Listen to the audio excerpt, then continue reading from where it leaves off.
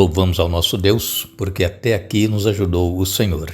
Mais uma vez estamos juntos e agradecemos a Deus por Ele nos conceder este dia de vida, nos conceder estes momentos para estudarmos a Sua Palavra. Agradecemos a todos vocês que estudam conosco e que compartilham esses estudos com outras pessoas, a todos que são inscritos no canal Hora Tranquila no YouTube, que clicam no dedinho de joinha. E também agradecemos a todos vocês que nos escrevem dizendo de onde estão acompanhando os estudos. Queremos aqui mandar um alô especial para o Evilásio Alves Teixeira, de Vilhena, em Rondônia. Está hoje completando mais um ano de vida. Parabéns, irmão Evilásio Alves Teixeira, sua esposa Creuza, seus filhos e todos os familiares, parabenizando você, desejando muitas felicidades, muitos anos de vida. Também, quem está parabenizando o Evilásio é o Genésio Mioto, lá de Caldas Novas, em Goiás, e ainda parabenizando o Reginaldo, que também está aniversariando hoje. Um alô especial para Miriam Pereira, parabenizando a neta Marcela, que hoje completa mais um ano de vida, e amanhã a Miriam estará completando 81 anos. Parabéns, Miriam. Otávia, da Agrovila 21, na Serra do Ramalho, pede oração por Ildonete Carvalho, que ela possa ser abençoada por ti. Também um alô especial para Miriam Eunice Joaquim, de Província Huila, em Lubango, Angola. Antônia Albuquerque, de Iracemápolis, em São Paulo. Milka Martins, ela pede que mandemos um alô para sua mãe, em Aparecida, de Goiânia. Todos os dias está acompanhando os estudos. Que Deus abençoe a mãe da Milka Martins. Não tem aqui o nome dela, mas ficamos felizes pela audiência. Também um alô especial para o Jair, lá em Porto Alegre, Rio Grande do Sul, pedindo orações por ele e pela família. Todos os demais que nos escrevem, nós agradecemos e mandaremos sempre um alô para vocês. Iremos orar. Bondoso Deus e Pai, nós aqui estamos em Tua presença, agradecidos por tudo que Tens feito por cada um de nós, por mais uma semana de estudo que está chegando ao final, que o Teu Espírito Santo possa impressionar a nossa mente, nos ajudando a aceitar a Tua Palavra e colocá-la em prática em nossa vida. Abençoa todos que estudam conosco, que têm suas necessidades, seus problemas, de vitórias conforme a Tua santa vontade. Abençoe o Evilásio Alves Teixeira, que está aniversariando hoje, também o Reginaldo, que está aniversariando. Abençoe a Marcela, que está aniversariando hoje, e a Miriam, que vai aniversariar amanhã. Também pedimos uma bênção especial para Otávia, lá da Agrovila 21, e ela pede por Ildonete Carvalho. E pedimos uma bênção especial para Miriam Eunice Joaquim, lá em Lubango, Angola. Também Milka Martins e a sua mãe, lá em Aparecida de Goiânia. E o Jair, de Porto Alegre, também, e família. Que Tu abençoes, Pai. Dê vitórias a cada um conforme a Tua vontade. Em nome de Jesus. Amém. Hoje nós iremos fazer um resumo sobre o que nós estudamos durante a semana, o capítulo 15 do Evangelho de Marcos. Lembrando que a semana que vem é o último capítulo 16, e nós então estaremos concluindo esta série, e na outra semana iniciaremos um estudo específico sobre temas que o apóstolo João escreveu no seu evangelho, principalmente para provar a divindade de Jesus, porque muitas pessoas, quando João escreveu o seu evangelho e as suas cartas, já não estavam mais acreditando na divindade de Jesus. Então, João, ele faz um evangelho diferenciado dos outros três, de Mateus, de Marcos e Lucas, e nós vamos então estar estudando com vocês esta série.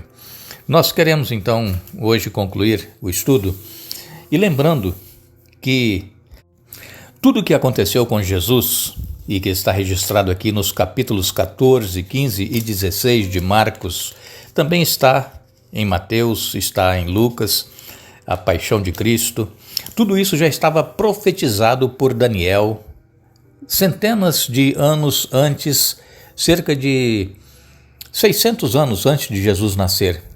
Daniel profetizou sobre as 70 semanas, que na última semana dessas 70 o sacrifício seria tirado, mas fala também do ungido, que foi quando Jesus foi batizado, e depois fala então da morte de Jesus, que ocorreu 3 anos e meio depois que Jesus iniciou seu ministério. Isso está em Daniel capítulo 9, versos 24 a 27. Então tudo o que aconteceu com Jesus já estava profetizado lá no Antigo Testamento.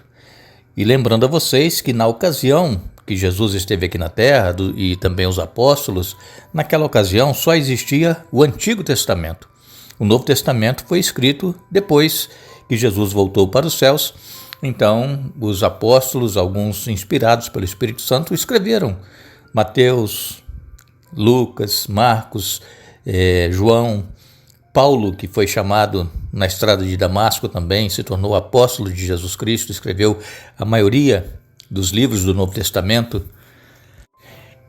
E aqui em Isaías capítulo 53, que eu mencionei para vocês essa semana, eu quero ler agora, para que vocês, talvez que não tenham conhecido este capítulo 53 de Isaías, vejam que como tudo se cumpriu em Jesus, o que Isaías escreveu.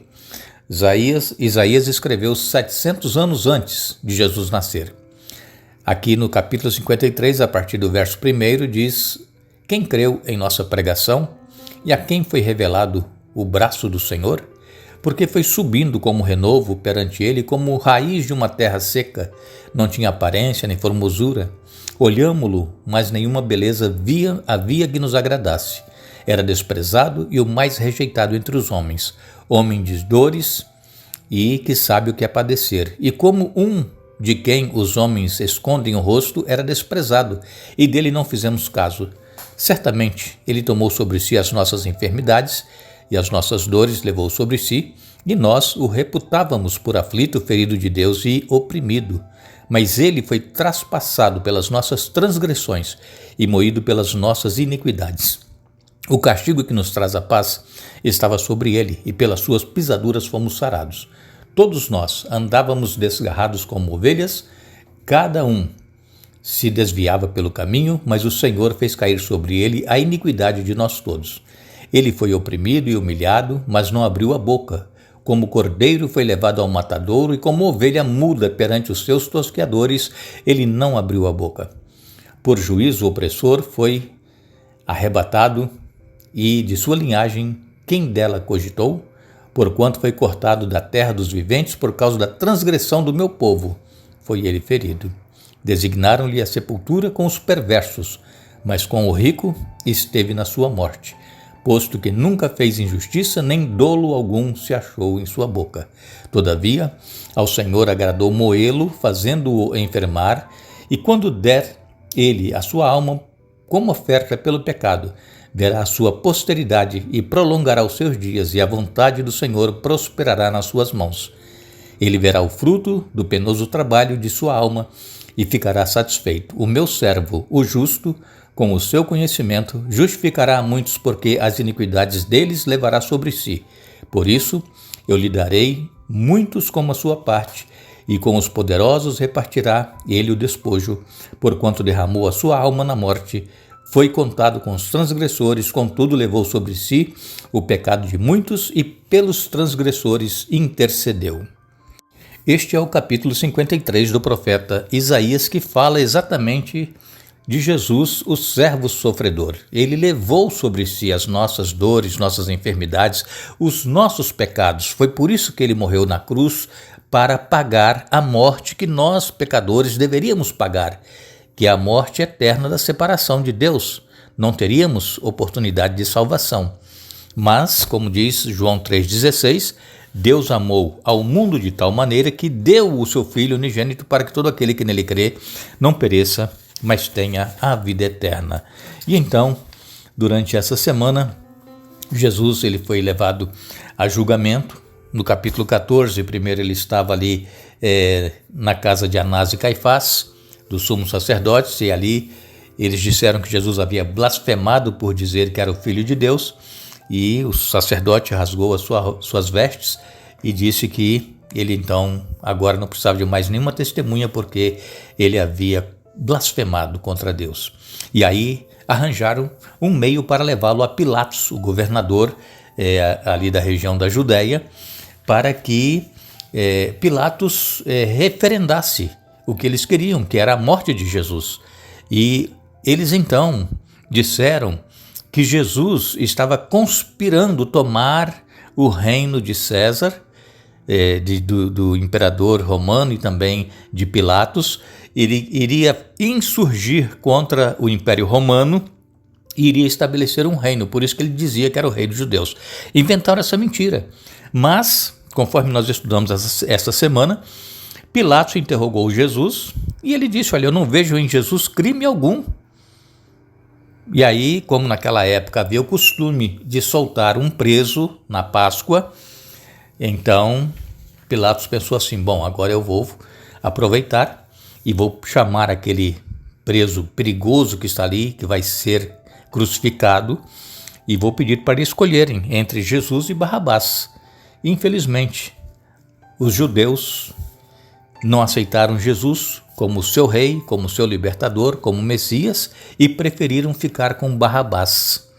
E até mesmo os líderes judaicos disseram que caiam sobre nós o sangue dele e também dos nossos filhos. Vejam, e eu disse até para vocês essa semana que nós não podemos afrontar a Deus assim como os judeus afrontaram, e eles sofreram por causa disso. E Jesus então foi condenado para ser crucificado. Jesus foi entregue na mão dos soldados romanos e eles o levaram para o pretório. Lá colocaram uma túnica vermelha em Jesus, símbolo de realeza, porque ele se dizia rei dos judeus, e em vez de colocar uma coroa de ouro, colocaram uma coroa de espinhos. E depois então começaram a bater em Jesus, a açoitar Jesus com chicotes, e houve muita violência contra Jesus. Já estava debilitado por causa de passar a quinta-feira toda fazendo bem, andando com seus discípulos.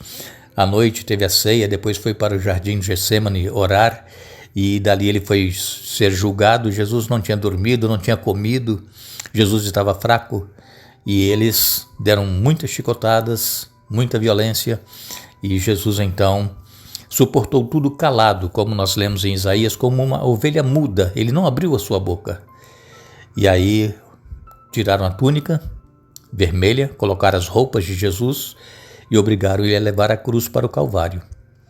E então Jesus não aguentou, ele caiu desmaiado, ia passando Simão, Cirineu, e aí obrigaram que Simão levasse a cruz de Jesus. Simão nem sabia o que estava acontecendo, a cena, não sabia o que estava acontecendo ali, viu aquela multidão, aquele alvoroço, e ele então levou a cruz, e depois ele soube que era Jesus, e ele teve o privilégio de levar essa cruz até o Calvário.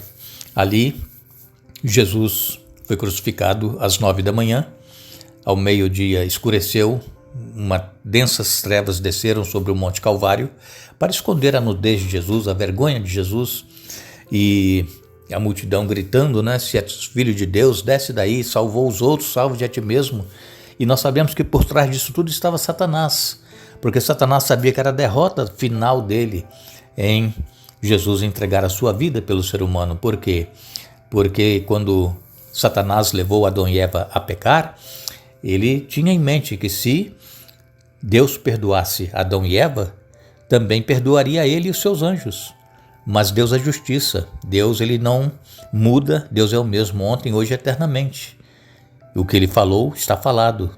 E aí Adão e Eva tiveram que pagar a pena do pecado, e hoje também nós ainda pagamos a pena do pecado, mas nós já temos a salvação garantida através de Jesus. Jesus faleceu às 3 horas da tarde, ou a hora nona, como diz algumas bíblias, e ele foi pedido o corpo dele por José de Arimateia para que colocasse no sepulcro novo que ele tinha. José de Arimateia era do Sinédrio, mas ele seguia Jesus sem estar envolvido com a multidão. Ele cria em Jesus, nos milagres de Jesus, cria que era o Messias, mas ele se manteve à distância. E no momento certo ele chegou e agiu.